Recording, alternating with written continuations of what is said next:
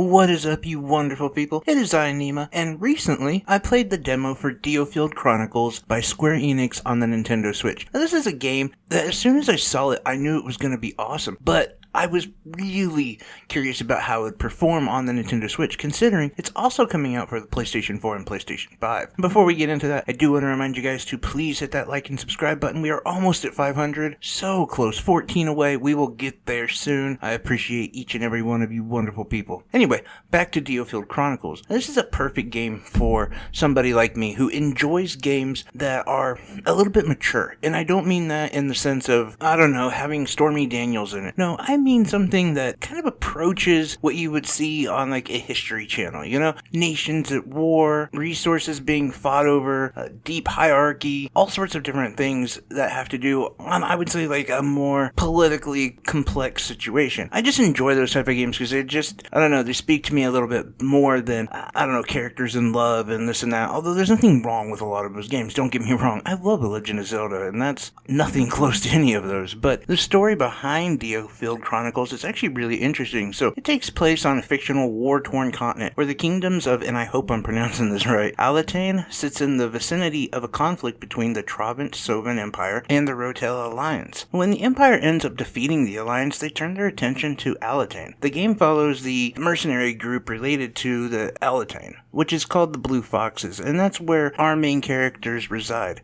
as we're given control of Andreas Ronderson, a royal bodyguard who knows ancient sorcery. Now, the thing is, I don't really see him as that being his strong point. That's what the game bio says, but for me, he was a thief. Like, assassination can do, like, some amazing DPS damage. I don't really understand the ancient sorcery, but that might come in later at another point. Now, his best friend, Frederick Lester, is like the cavalry guy. He can use it for a lot of disruptive moves against the enemies, and they also have Iscarian Colchester, who's one of the best archers and a former noble, as well as Woltequin Reddick, a mage noblewoman. Now, I want to say that I am pretty sure I flubbed up about most of the names in this game, but that's what Square Enix does, and I swear, would it kill them to just name someone, I don't know, John or Mike? Like, it's ridiculous, but anyway.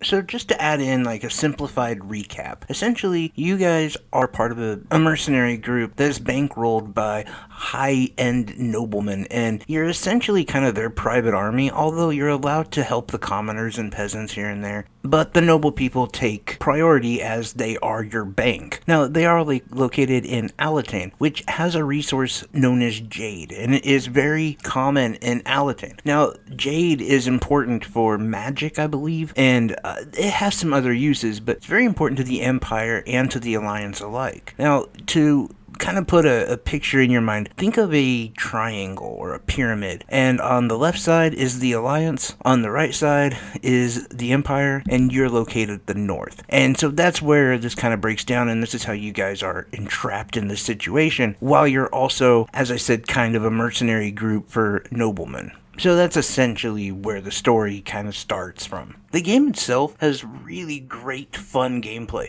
I would think of it kind of as a marriage between Final Fantasy XII and Xenoblade Chronicles, where there is a tactical element to it, and you're given kind of an active time battle, if you will, but for the most part, you move your characters in a vicinity to the enemy, and they will automatically attack. And at any point that you see fit, you can have them use special skills. You can also set them up so where they're coming from different angles. For instance, with Andreas, the best thing to do for him is to have him run past the enemies and then attack them from behind, because of the fact that he does have that ability as like an assassin, a ninja, a thief, where he does so much more damage from behind. Now, I will also say that this game, for me, has to be really, really exciting, because a lot of people ask me, like, who's your favorite video game character? And I will often give generic answer, which isn't completely untrue, but you know, someone like Link or Squaw or Cloud, whatever. But really, my favorite video game character is Bahamut, a dragon from Final Fantasy. And in Diofield Chronicles, you have a special summon ability, and wouldn't you know it, the first one you get to break out is Bahamut.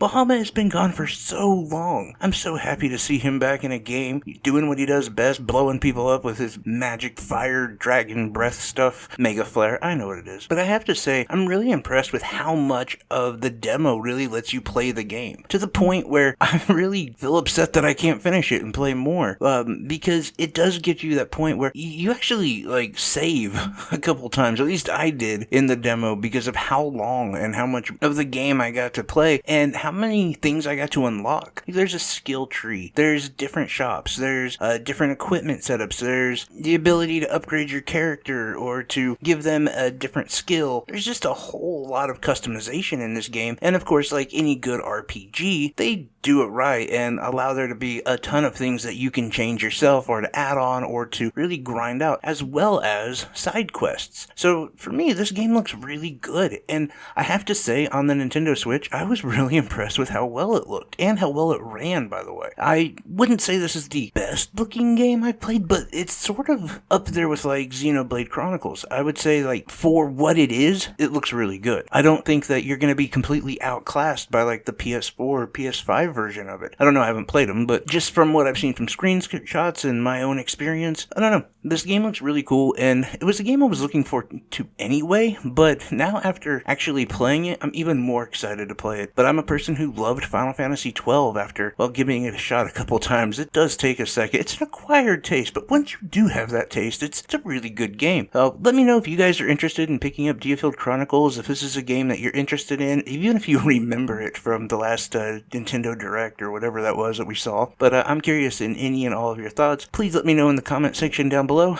Like always, guys, I love you. Take care. Bye-bye.